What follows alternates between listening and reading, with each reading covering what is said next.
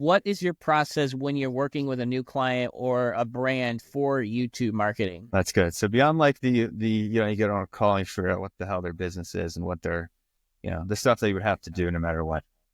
That part's kind of easy because they usually already have the business. They have something they're already doing. So then it comes down to actually making the video. So then the actual process is, what problems can you solve?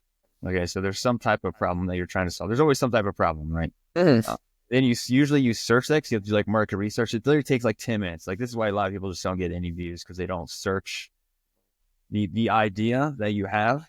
Welcome to the Creatives Corner Insights, where we dive deep into the creative journeys, processes, and strategies of the most innovative creators and entrepreneurs. My name is Steven, aka DoublePulse, the host of DoublePulse Media, and today we're going to be exploring the evolving world of YouTube marketing with a very special guest, Jeff Parker, who is a seasoned YouTube marketer at this point. I've known him for about a year. He's been redefining how creators and businesses approach sustainable growth online. He's been the mastermind behind the $500 YouTube marketing system, which is a lean and repeatable strategy that helps creators generate leads, clients, and freedom without the burnout of constant social media hustle. And with a vision to build life and freedom of creativity, Jeff has shifted his focus to systems that prioritize long-term impact, clarity, and efficiency, from crafting evergreen content on YouTube that only can be completed within 2 hours through nurturing people through your email. Jeff's approach is pretty much all about working smarter, not harder. So today I am welcoming him to share his insights on YouTube and why YouTube is still the ultimate platform from lasting growth, and how do you streamline that workflow and what it takes to escape the chaotic hustle and build a business you truly love. So grab a notebook, settle in, and let's get right into. Welcome to the show, Jeff. What's up, man? That was a good intro. Thank you. Perfect. It has been a while since I think we actually talked on a video call. What have you been up to? What have you? Probably a lot. So because you closed your school group. What was that called? What was that called? YouTube marketing something. I don't remember. But yeah. So I changed that and I upped the price 5 times the amount. Because what I noticed it just wasn't enough. The same amount of work that I'm doing now, I was doing the same amount of work then for 10 different people. Right. Okay, this needs to be realistic, and you can't scale this thing. Or I would try too much. I put too much effort into everybody's channel because that's what they're there for. That's what they bought this, and then I'd just totally burned out. You would say that was probably your biggest learning lesson of it. It's just that you've so much demand for a school group and all that there's too much. So you reopened it. What are you doing differently now that you did not do last time that's going to make it more sustainable for you? The price is higher, so there's just simply less people coming in. They don't have DM access, but we just talk in the group the whole time. I think those two things have helped a lot. There's 2 clients in there. Yeah. I need 10. I don't need 2 to make the same amount versus 10. There's just so much. That's all I did, honestly. So when it comes to marketing, obviously there's many different marketing ways. And what inspired you to focus specifically on YouTube as a marketing platform than say email, X, TikTok, which that's kind of been in a murky waters. But why YouTube? Yeah, why YouTube? I think that's the only that, and besides a website, SEO for a website, if you make a social media post, it dies in 24 hours. This is a fact. It just completely dies. YouTube, though, they make a video and just goes forever. You get impressions and views, which turns to leads and clients forever. Right. Just one video. And then you're doing that forever. And then you're on video, the whole aspect of video. Right. It's not even just YouTube. It was just how many other platforms can you post a video that doesn't die out?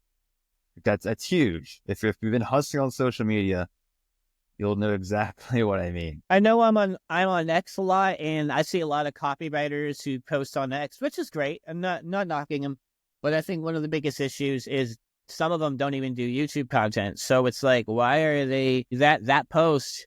It's gonna fade after 5 minutes, but with a YouTube video, you kind of it's constantly serving a new audience, and that's the same with podcasting as well. But one of the interesting things that I noticed about YouTube, and even when I was working with you, is that YouTube is a completely different beast when it comes to marketing. So how does YouTube marketing differ from other forms of digital marketing, such as social media ads or SEO? So it's like social media. It's harder to, because with YouTube, it hits more people, like it hits more like top of funnel stuff. So like it's very hard to put like a book a call type call to action in a video. Like it just doesn't, statistically, it just doesn't work. So you usually need some other like companion piece, like an email list, maybe a low ticket offer, because it can reach like anybody. It's just so much top of funnel that you can't put those same call to actions that you put in social media.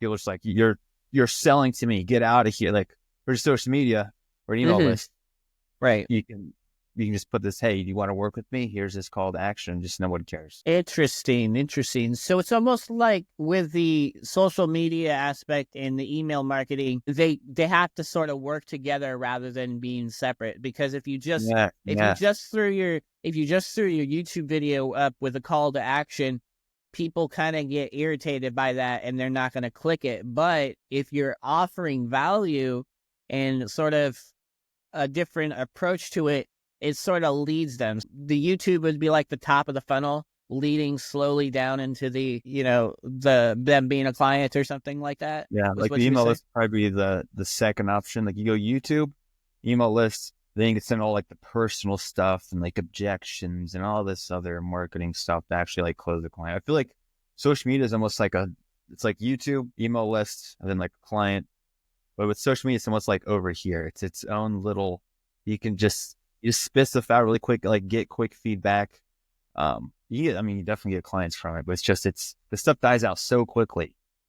Like so many people I talk to and they're just like, yeah, I hate social media, but it's what I have to do. It's like, no, you don't. You don't. Yeah, you can. Use it. It's insane not to use it, but like it should just be one part of the thing. Right. It shouldn't be the whole thing.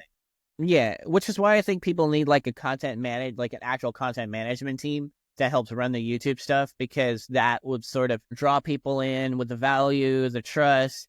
It's very similar in the elements of podcasting, which they're very close to the same beast. The biggest difference, and I've seen you talk about this before, is that with a podcast, it's kind of hard to market a podcast on YouTube without having the short form clips, because you're like, we talk for a whole hour and you have to edit and maneuver it. Why not you make a YouTube video to get to the point and have it be 5 to 7 minutes? So I totally see that.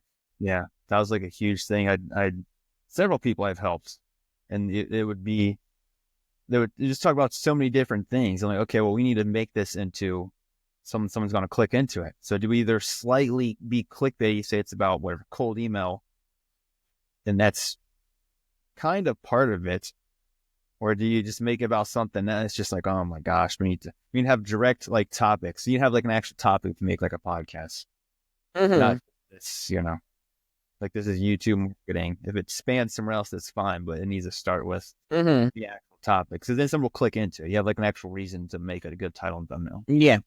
And would you say there are any, what are some of the common misconceptions people have about YouTube marketing? I think the biggest thing is like you have to get someone to click into a video. So which is usually, you can have a bad idea. Even the video can be bad. Like there's a fish tank running in the background. We've had which with this mic, it's probably can't hear. But you have to have a good title and thumbnail. Have like a really good reason for them to click into. Like that's a lot of my clients, I don't even watch their video. I'm like, tell me what the video is about. And I'll just help you with the title and thumbnail. And that works like 75% of the time.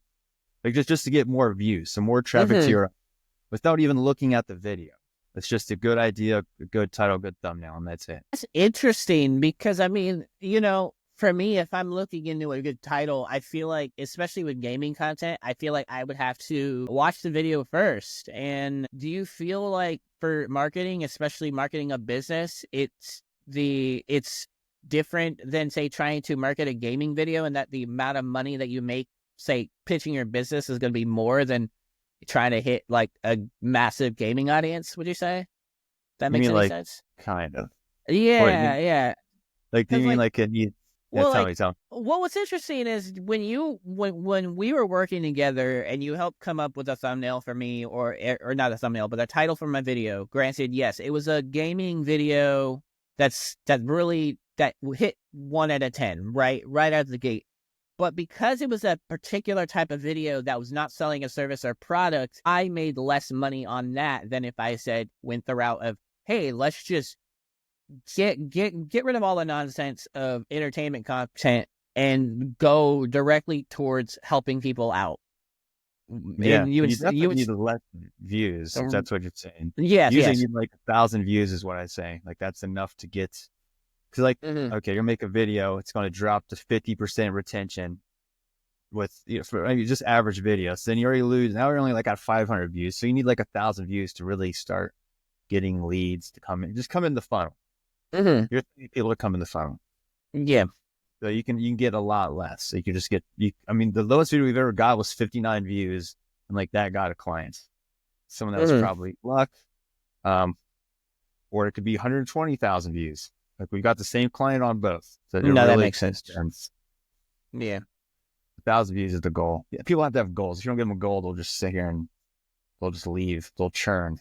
You have to give people goals. Right.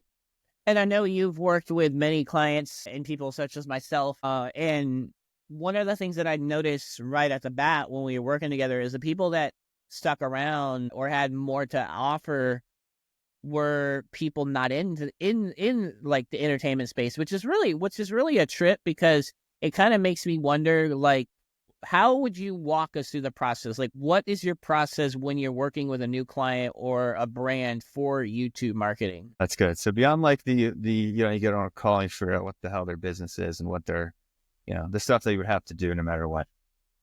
That part's kind of easy because they usually already have the business. They have something they're already doing.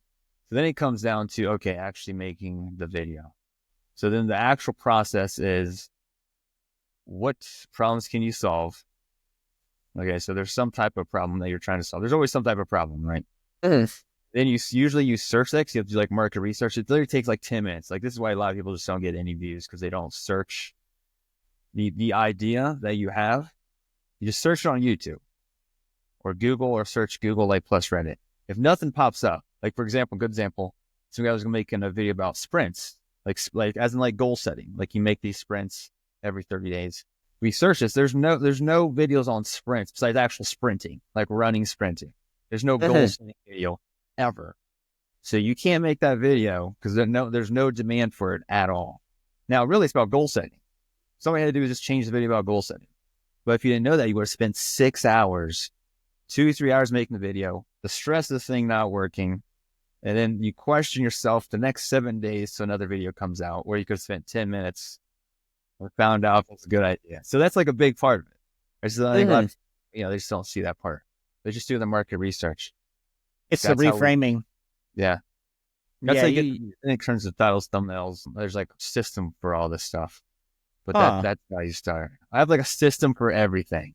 you have a system for everything, and I take it that's the system that people get when they join the YouTube marketing program. Interesting, because I've always felt like, people who don't have systems are designed to fail. Like, even if your system is half-assed, you're better off than somebody that didn't have a system at all. Like, my system is not perfect, but I at least have somewhat of a system that I'm getting done.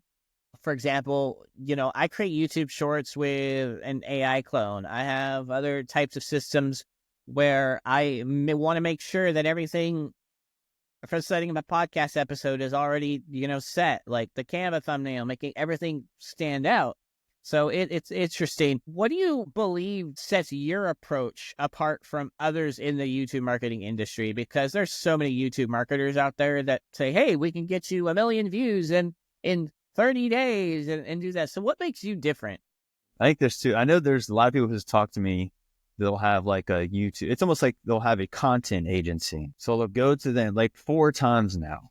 they'll go to someone who has a content agency who is just doing really good. Like if you just search someone's name, you're like, oh, this guy's look like he's doing pretty good. Then you find out that they're just getting views, but no one's converting. Mm-hmm. No one's converting. There's no call. It's just like, here you riff on something for 2 hours, and we'll just make a video for you. And they're just making content. Like it's not about the content. Like if you want someone to turn this to a lead or a client, it's not just about just the content. It's the actual marketing behind it. Then, and like really believe in like minimally edited videos. Like you don't, at the start, because people spend so much time making the best video, and someone with a problem is just like, how do I set up this cold email stuff? Like how to set it up. I don't care if it looks great. I'm dumb. I don't know how to set this thing up. So that's how you start. Like minimally edited videos. Just honestly, there's just the marketing behind it. Like I know we can get leads. I know we can get clients. You just send it through a funnel. I know we can get tons of views if you give it some time, which is just an insane amount of traffic.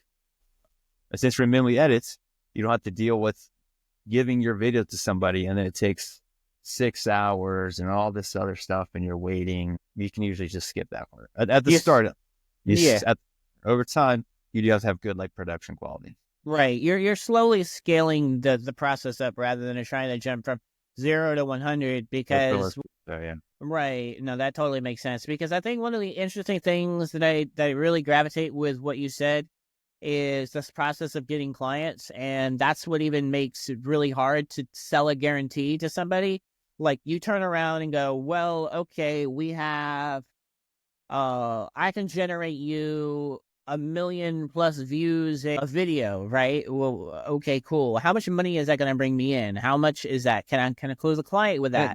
And it's tough because what I'm curious though is the length of time that it takes, because even when I'm working with people who are in podcasting, a podcast, the way that it works is that you sit down, you have a conversation, a genuine conversation like this, but it's about forming that connection, forming that network. Sometimes it may take you a couple months to land a client, and you have to be willing to understand that. So for you and your marketing, generally, what's the time span that people can expect, not guaranteed, expect to get a client within working with you? They just say 6 months is the time frame. This is for two reasons. One, you knock off all the people who want quick results. They'd come, I want to get a lot of views, or I want to get a client in 30 days. I'm like, you're doing the marketing for your business the rest of your life. So 30 days makes no sense to me. So I started saying 6 months, like just to knock out all those people. Right. So it could be 2 months, it could be 3 months, but 6 months is enough time to build the habit, let alone get the views coming in. There's really like two modes. There's traffic mode, so trying to get 1,000 views or more.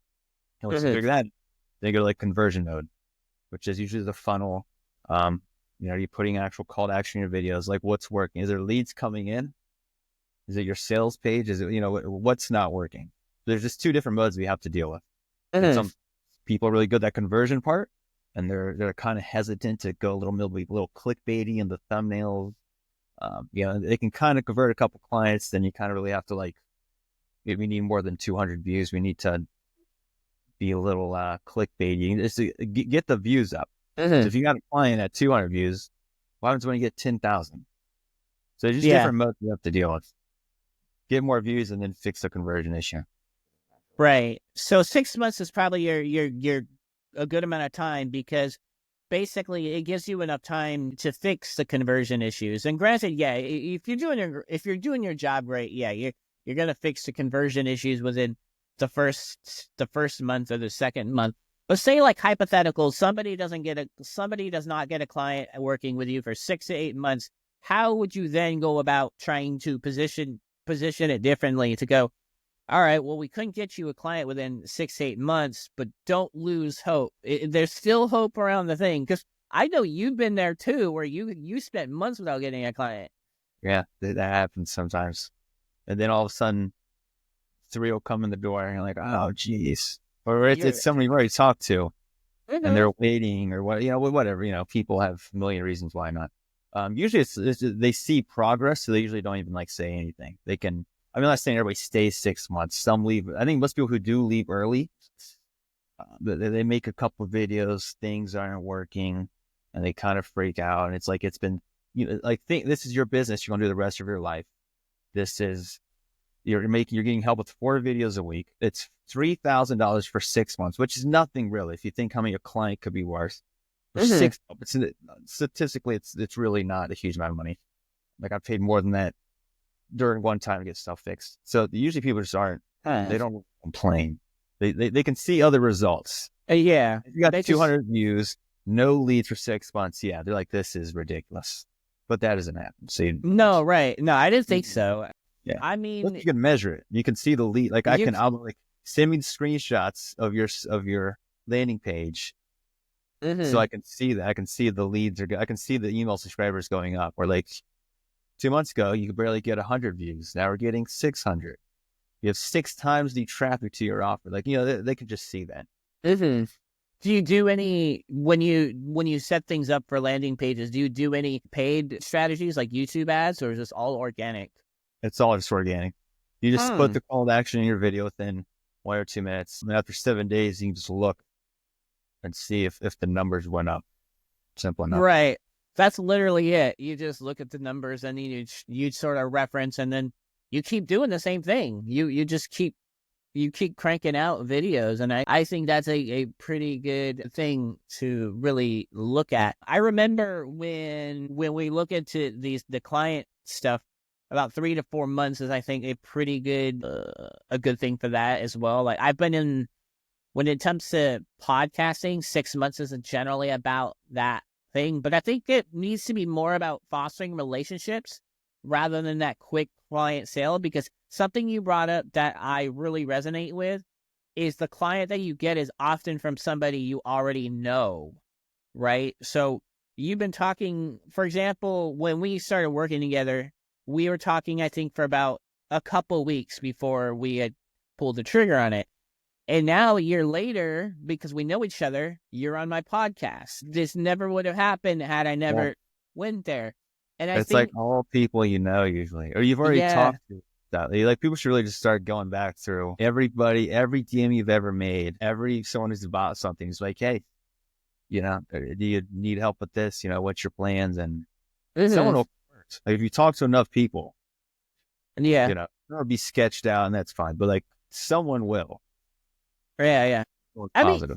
and that's a thing that I find kind of difficult in this space too. And I know you've experienced, but what I want to know is, how do you get around this where there's a lot of people in the social media space selling a bunch of stuff, selling things in the DMs like, hey, you want to spend $20, 20 something on my course and guarantee this. Hey, I know you have this business, and it's like everybody kind of is pitching their services like it's the Wild West. Who's going to draw first?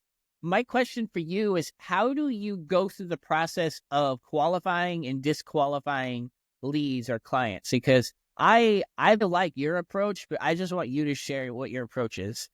I think how I used to do it, now I have like a intake form, and they have to fill it out. It's all like, if someone can't fill out a form, then they're probably not even serious. Like, it's literally like a 2-minute thing that just says, do you make money? Essentially, like, they're just like, you have to identify if they actually make money, because a lot of people, they just don't. They say they make money. Yeah. Well, then you just say, hey, this is what it costs, and they ghost you, and you just. But you have to basically just find out if they make money or not. So you say, do you have a business? Do you have landing pages? You can usually just search, like, click their links. Does it go to anything? Usually you have to be like actually direct with people. Like, I know that sounds. We're scared more of rejection than getting a yes, because getting a yes, you're like, you almost don't expect it. Because statistically, you get 99 times you're going to hear either a completely nothing, or just hear no. So a lot of times you just have to be completely direct. It's better just to ask up front. Like, just start talking to people like, hey, this is, you followed me for a reason. I'm just trying to find out what that is. You're looking to grow, get clients or leads through YouTube or something. And if they don't respond, maybe say something one more time. Or if they do, just go like really direct with and just find out if they need help or not. Because they know you're never gonna talk. If they don't need help, then just leave them. Hey, cool. You got my contacts. You're following me. You got me when you need ready, or if you know somebody else, no problem. I had somebody today follow me and then ask me, hey, do you need help with this? And I said, nah, and they unfollowed me. I'm like, okay, whatever. I don't care So about it, but it's just funny to me when people do people, that. Yeah. I mean, and I think people get so caught up into the selling process of doing it wrong, or like you said, they're scared of being rejected. But I also feel like if you don't set the stage first that you're here to make money and you're looking to make a sale, then you get into that long-winded DM where you guys just start talking about random stuff, you know? Like yeah, I'm okay with small talk and conversation. I think it's very good to build that relationship going, but there's a tipping point where people's intentions and people's sort of like intentions say, oh, well, he's not trying to sell me anything. He just wants to build this genuine connection. That when you flip the script on them and you go, well, now I'm going to sell you something, you kind of think of it like, wait a minute, I thought this was just a common conversation. And it makes you feel more sleazy. But if you went right out the gate and you were transparent and honest about it, like I I could see how that works. almost, 100%. yeah. Just And like, hey, if you taught me a couple things about flipping the script. Yeah. somebody have to say the thing, because I don't know, If, we're all in here to. You can't help somebody if they don't give you money, so they have to. Like I'm not helping you people for free, so they have to say yes to this is what it's going to cost. And a lot of times you can't convince somebody who does. It's like we're not sending cold DMs or something. So either they trust you and they're not ready or whatever. So it almost doesn't even matter. Like you might as well just say the thing. Just say, hey, you've been following me for a while. I've been seeing your, whatever. Have you been looking to get on YouTube or not, or whatever? Been looking to get a podcast, or you have a right. podcast? Mm-hmm. Here's the thing.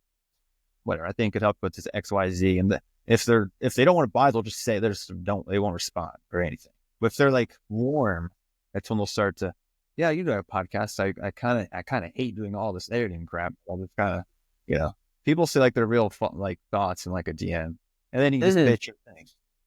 Say yes or no. If not, you just kind of thumbs up and move on. You just. What are some of the trends that you would say you see in YouTube marketing that creators and brands should be paying attention to right now? So one, you can like hop. This is not good, right? With like hop, if anything, like the TikTok thing, when it happens, if there's any trend you can now, don't make a lot of videos, but if there's any way to like a crap ton of views, and it does help, to like talk about that. Like when minimal editing was kind of I feel like it's been a thing for like there's videos where it says like the new way to make YouTube videos, and they're talking about like minimally editing, right? And It's like, not new, but yeah. it's not new, but that's what you don't have to do it this way anymore. Like that type of, it's not trending, but it's something that's going on that people are feeling a lot. If there's any way you can do that, Right. retirement guy, I'm like, we should just make videos about the new laws in Canada that's going to affect your retirement. That's not trending, but it's like it's recent stuff that's going on, so that can get a lot of views. You do need traffic. So to some extent, like you do have to talk about views. Right. So you can't talk about clients or leads without talking about views. So there's some part you do have to play the game of YouTube, right? Yeah. Yeah. And I mean, the thing about these is that they kind of identify themselves for you. Like, for example, the TikTok ban, everyone's talking about the TikTok ban. It's literally going where the market is, talking about things that people are already in discussion about, and you're guaranteed views. And I think where it gets a little tricky about it, though, is looking for those specific topics that are important and valuable for people, but do not get the amount of views that that they should. So what's your approach and strategy when it comes to stuff like that? I mean, You have a cool topic, you have a really good topic that you want to talk about. And I mean, I think you already kind of brought it up with the goal setting and the goal and the reframing as yes. So market research and reframing. Yeah, you just search it on YouTube and see if there's any demands, and then you search it on Google, see if there's any websites, and you search it on whatever cold email generator. I'm just making something up, or how to build a podcast. And then you search Reddit and just see if those people are talking about it. Because if not, then you just can't make the video because you'll just wait. All of your time is wasted. That fixes like everything. Like you don't have like low impressions. Well, just if you just have to have a video with demand, you spend 10 minutes to do that. And then you go to the next step of the title and thumbnail. Yeah. Yeah, 'Cause no, most clients totally. already make video and edit. Like it's really just a good title and thumbnail, and the idea to start with. To me, you do the easiest stuff first. Like eventually, yeah, you're gonna get so big where maybe you have to edit better. You need a better lighting and stuff like that. But if you jump to there, you're not going to stay a client for long. I can already tell you're not, because there's just too many. Your brain is thinking of you're worrying about lights and all this other stuff. You're worrying about too many things that are Yeah. gonna just come naturally as you go along, rather than just getting the video out. And you're focused on a perfection, and that kind of slows you down. Yeah, no, I'm experienced that 100 times over and over again, so I totally get it. And it's interesting too, especially now. What makes it even tough is we have AI in marketing now, and we have a lot of people that are sort of using it either effectively or as a crutch. What role do you think AI plays in YouTube marketing, and how do you see that evolving? I think the script, or what I've noticed even myself, like it's hard to explain topics sometimes to get the gist of what's going on. So a lot of times I will talk to ChatGPT. I'm like, I need to explain from a marketing point of view. This needs to be simple that people can understand. Like there's traffic mode, convert mode. This is it. We're going to fix these two things, and you'll get a client, because they start thinking about retention and lights and all this other stuff. It turns into perfectionism, and it's like we just have to fix these two things, and you'll start getting leads and clients. That's all you have to do. I think just talking to it and making things easier, like simple, like with a script or something. I've used titles, but it always usually comes up with these wacky. Like I would still do the market research first, and then you can kind of go to it like, okay, what do you think a good title is? This based off this is the idea. Here's some images. Here's actual thumbnails. What do you think is a good title? It usually gives you, honestly, they're not good, because it almost gives you like 100 options. I'm like, I can't even evaluate the difference. I feel like when it comes to a title, you need to pick it. You need to pick it yourself or base it off of another video. No, that's a good advice, because I've done an AI for titles and thumbnails, and sometimes it hits or not. The big thing I have used AI for, besides script writing and the other stuff, is the descriptions and the tags. Like that's a really good thing for show notes and descriptions, because one of the hardest parts about targeting for SEO or doing this is you are dealing with this thing where, how am I going to describe it in so many words in the description? I know, and some people don't put descriptions and they get millions of views, but yeah, that's an interesting way of doing things. So I would say, like, when it comes to, before we kind of close things off, I would say, have you ever worked, you probably already answered this, but have you ever worked with a client whose expectations didn't align with YouTube's reality, and how did you handle that? That's good. Many times. Yes. I've had like podcast clients where we would make the video, where she would make the video and everything. And like, well, you have to come up with the idea for the video to click into it, right? That's the thing we're talking about is the beginning would be all this kind of, you want to, like, imagine not having this intro and we're just talking. People have no idea what all this video, and we don't really figure it out till 20 minutes. Well, you're basically going to have to lie in the title thumbnail. You're not to lie, because there's no other way for someone to come in to click this video. Because the topic is just, I'm talking to a man in Israel. What the hell are you talking? Like, it makes no sense. Like, what were we actually talking about, right? So that was really hard, and eventually it just didn't turn out right. We worked together for a little while, but it just turned into the reality of, like, to me, there's set rules. Like, there's a lot of people don't want to make a thumbnail. It's like, you just have to. Like, you can get dramatically more views, which means more traffic to your offer. There's a system for that. You just follow the system. Like, it's not even, So I think stuff like that's happened a lot. You just kind of have to. Usually they just churn after a while. You can just kind of tell where things are going. If they don't want to play the game right, there's only so much you can do. Eventually, you're like, hey, this isn't gonna work. Yeah. Because I don't know I like the money coming in, but I don't. We're fighting back and forth over. I don't want to be too clickbaity. Well, this title is horrible. Like, it's not. I understand what you're saying, but this title isn't going to make sense. Like, it's too boring or something. Now, For this type of service, is this like a done for you service, or is this a do with you type of Like thing? do what you've done with you. Okay. Now, have you Yeah. ever done for you, and how would you compare in terms of results? Because I'll be honest, sometimes when I'm looking into picking up a service or a course, hey, I prefer to buy things as lazy as I am. I prefer to buy things where it's kind of done for me rather than being, hey, I will just provide you the course material. Here you go. And I'm like, I don't know how to use this course material. You know what I mean? Yeah. So That's good. You'd rather it be done with you? yes. Yeah, Either that's good. work with me directly while we're both tag teaming the stuff, or they're doing enough work to justify the price that I'm willing to pay. Like your So copywriter guy. yes. So Where it's like like, for oh well, you, I don't want to do all yeah, this crap. Like you can start to be like, that's worth it because I need, yeah. based off of your experience, though, how have you found those relationships are comparative to working with somebody versus doing all the work for them? So most of my clients now are done with you. So like they edit the video and all this stuff. Mm-hmm. But before that, they come with me to the title, thumbnail idea, and then that's like a big part. Like I usually fix it for them. Sometimes I'll even make the thumbnail, not make them, but I'll tell them I fill out this SOP, but they just Mm-hmm. got to to the designer, so they're paying the $5-10, but I'm basically filling the whole thing out. Mm, Kind of done with you. It's kind of in the mix. right. You handle all the marketing side. They handle the content and production Yeah, side, basically. that's usually how it usually turns out. We've done a couple done for you clients. They're not. It's usually it depends where they're at. If they have like a new channel, they're Mm-hmm. completely new. It takes a way to get. I call it like runway. You have to make these videos to figure out what's going on.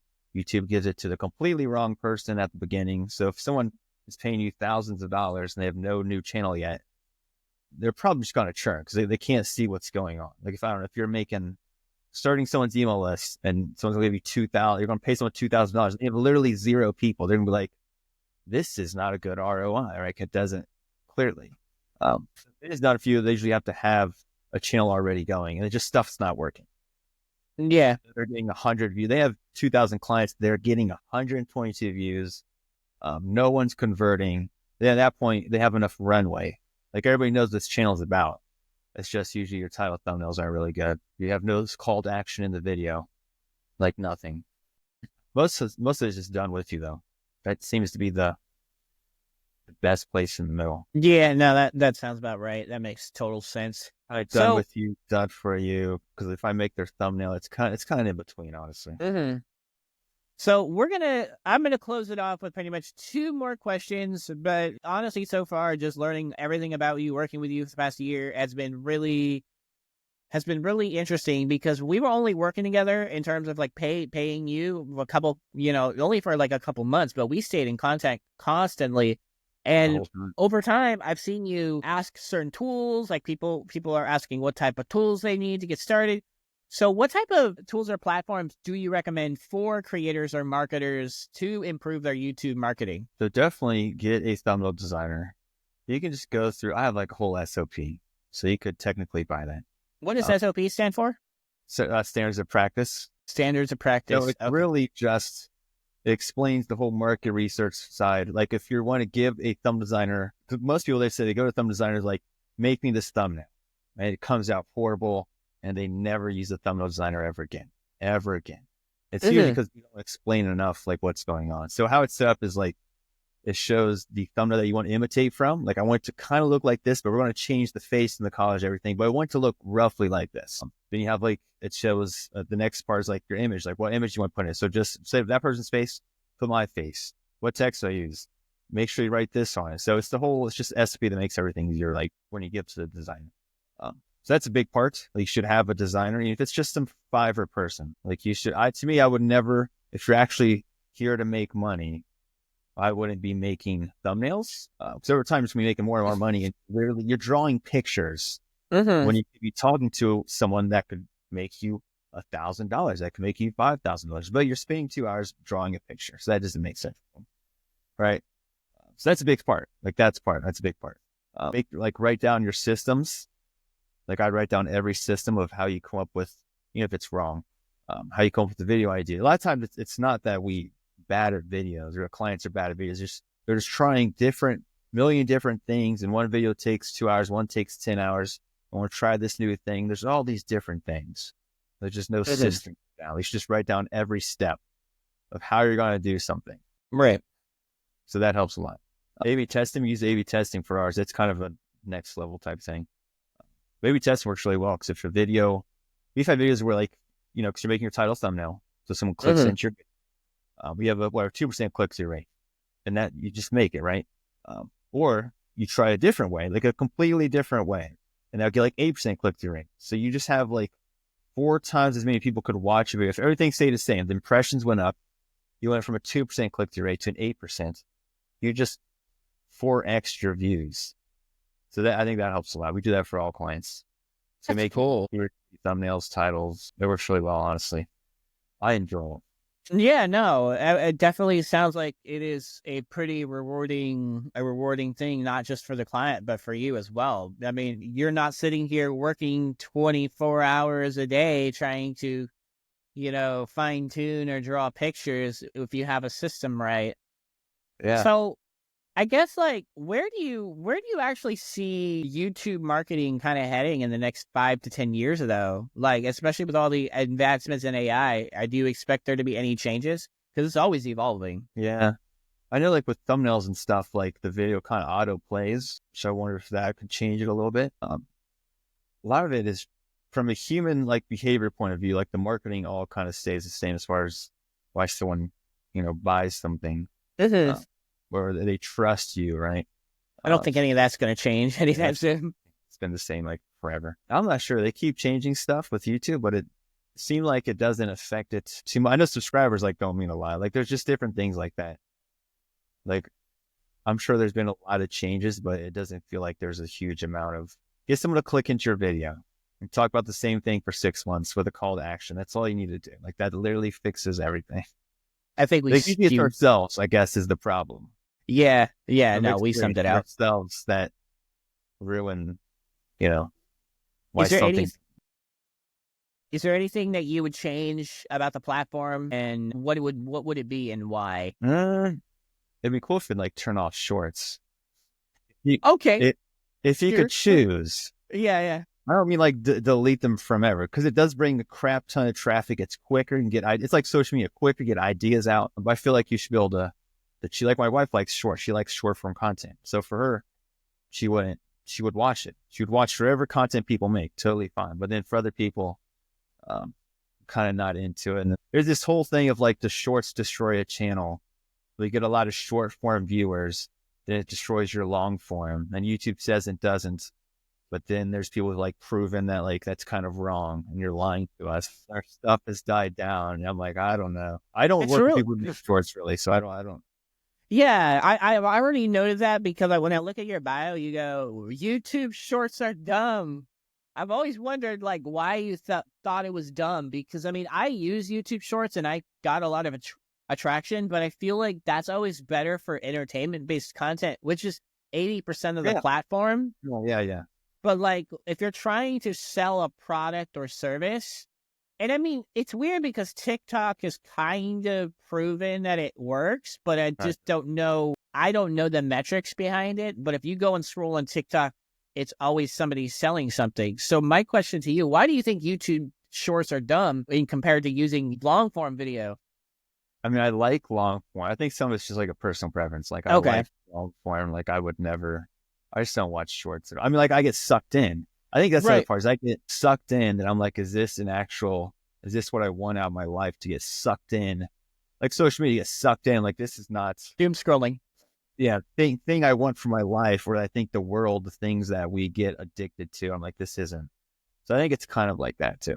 Mm-hmm. No, that makes sense. I mean, I'm kind of the same way. Like I can see the value in it as a creator who puts out a quick short minute video. That I feel like one thing that I love the most about when it came to shorts is there's a lot of news topics out there that I feel don't need to be 10, 15 minutes long. If you can get them done in like 2 minutes, just get people out of there. And people have actually engaged in my content more with those 1 to 2 minute news videos And they appreciate that because it's like, yo, you just saved me having to watch 10 minutes of the guy rambling about the Nintendo Switch 2, and you just got it out there in like, less than a couple minutes. But no.